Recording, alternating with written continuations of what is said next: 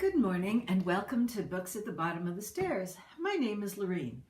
I hope you all had a really good holiday of some sort and you got through it without too many, mental conflabs. We did. We had a pretty good one. So it's the new year and this is traditionally the time of new resolutions. About 5 years ago, I made a resolution and that was to never make another resolution again. It's the only one that's worked. So I looked at a bunch of, it's actually almost a year now that I've been doing this. And so I looked at a bunch of old videos and just kind of watched a few other people's videos of their 2020 wrap up or their 2021 plans. And people were mostly making choices about the number of books that they wanted to be reading, or the kinds of books that they wanted to be reading, or participating in certain kinds of readathons. And, everybody had a different kind of take on it. But for the most part, most people were deciding to just continue. And that's my main goal, is to just continue for another year. I did have a brilliant insight last week, I think, about using sticky notes. But I decided that couldn't be a resolution either, because I've only got 2 left. And that would mean that I would blow it on my resolution within 2 days. So that was pointless. So no resolutions for me, and I'm sure you're all just as delighted as I am by that information.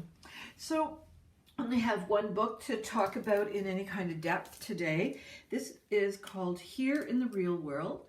It's a middle reader, and it is by Sara Pennypacker, who, let me see, am I mixed up? Yeah, okay.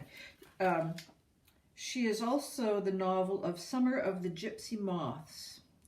And yeah, I really enjoyed this book. I did read it while I had a migraine. So it wasn't a terrible migraine. It was one of those kind of low grade, I wish you would go away things. And of course, reading under those kinds of conditions changes your perspective of things. And so I think that I would have enjoyed this book just a little bit more if I didn't have that kind of zinging going on. But I think that's what made me a little crabby with 1 or 2 things. Anything that was just a little too repetitive or a little oversimplified, I took unreasonable umbrage to. That was not the author, that was me. So what we've got here are 2 really troubled kids, troubled in their own heads, kids, War, W-A-R-E. So I pronounced it War in my head, but I guess you could go Ware, I'm not sure. And he's a single child, and his parents have decided that, well, actually, they didn't decide. His Grammy, Big Deal, had a fall, and she needs to go in for double hip replacement. And so the plans for him over the summer completely change. And he goes from doing something that he didn't think that he would like, but he loves, to doing something that he knows that he hates. And he has to go to the rec center, which is just about the worst place for a kid who finds noises too loud, too much, and too many kids just, and there's not like he's on any kind of spectrum of autism or something where overstimulation is part of his problem. He's just a kid who likes to be alone. He's deep into his imagination. His imagination is completely sustained. What's that word? It sustains him. Other people don't see it the same way. He's daydreaming. He's not connected in. His parents are worrying about this kind of a thing. He's just a kid who really has an interior landscape. So they feel that the recreation center is just the place, because then he can integrate, have social interactions and stuff, and they've completely misread the character of their child. The other character that we bump into is Jaclyn, and Jaclyn comes from a completely different background. It's a fractured family, and her aunt is an alcoholic. They live above a bar, and money's really, really tight. So what brings the 2 together is a corner lot where a church used to be. And in order to not have people, what's that word, squatting in the church and taking it over, the city partially demolishes this church. So it's unusable. Jaclyn discovers the backyard of the church, and she is trying to grow papayas, which each individual plant can produce 52 fruits. And she's done the math. She knows that if she can get papayas growing at a certain rate, then Mrs. Stavros at the Greek market will purchase her papayas, and she can have a steady income. And that means her aunt can do what her aunt wants to do with her drinking, and Jolene will have financial security. And so she's really a kid who's struggling to stay afloat. Now, Ware has discovered that if he climbs the oak tree, he can see over the fence to the church. And if he shimmies along to the branch and drops down, he can be at the church as well. And what he is interested in is the church's bell tower, because part of his interior landscape is that he sees himself as a knight. And he likes the chivalric code. He's really interested in battle strategies. He sees the tower and the ruins of the church as an opportunity to rebuild a castle. And then along comes Ashley. So, I guess I should say that Jolene and Ware are not hitting it off initially. Of course, they both have their own agenda and they don't want to be interfered with. So they eventually navigate a boundary and they each go about their own business.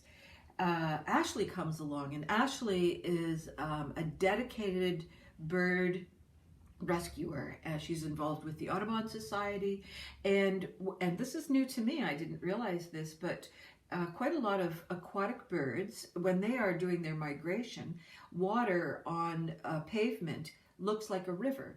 And so they land thinking that they're going to be having, 2 or 3 feet worth of water to land in, but they're landing on concrete and consequently break bones. And so the Audubon Society, part of their projects is to anything that isn't a road, but that just is flat pavement or so on, they try to find ways to get that glistening water glare off during the migration seasons. So Ashley comes into conflict with Jolene and Ware, and they eventually figure out that, well, I don't want to give it away because it's a very clever solution, that there is a solution to preventing the harm happening to the birds.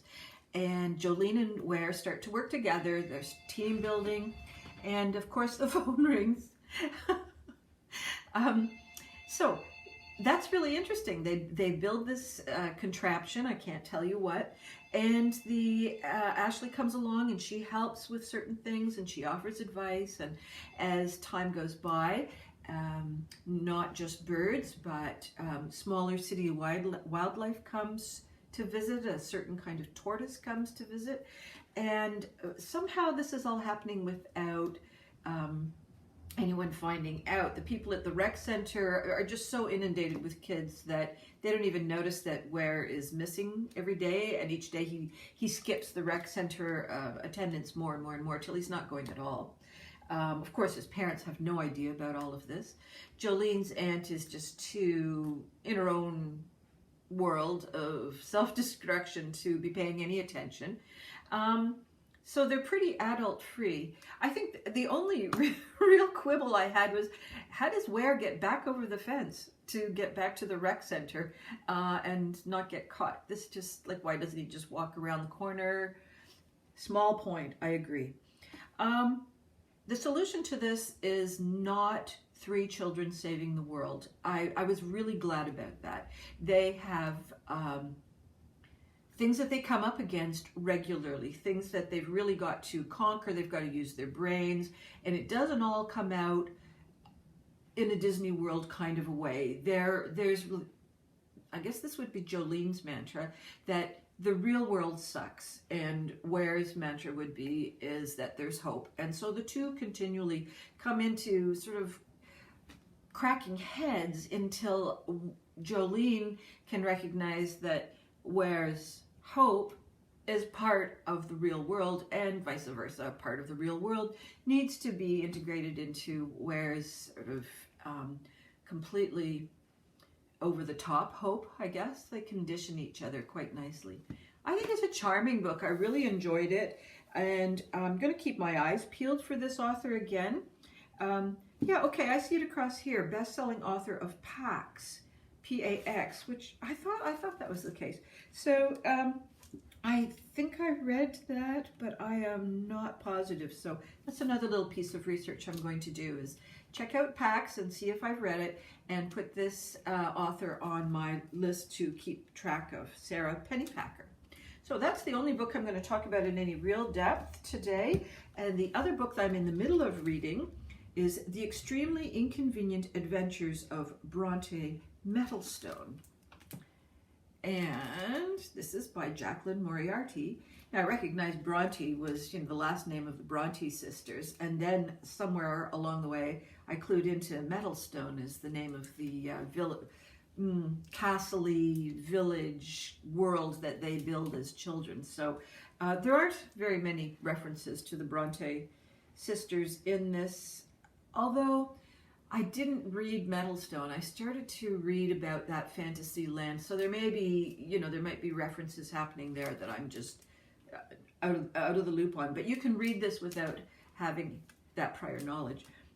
And Bronte has been sent on a quest by her parents who have been killed by pirates, and she has to visit each of her aunts, and she has certain instructions that she has to do at each of her aunts' homes. And she has a gift that she has to give them. And there's really, every aunt provides an opportunity for some pretty interesting adventures. And they are inconvenient. Poor Bronte, sometimes she's freezing cold. Sometimes she's in a tussle with sort of a merman kind of a thing. It's like there's magic, there's fantasy type animals or creatures. One aunt is a complete dingbat, another aunt is completely suspicious. Each aunt is a very distinct character. So I'm about halfway through. I should be finished in time for next week to give you a decision on whether I thought it was a good book or not. So you'll hear back from me. That's it for me today. I hope that all your reading dreams and adventures continue to come true. And next week you won't see my friend the Nutcracker. He'll be packed away in the attic for another year. Bye-bye.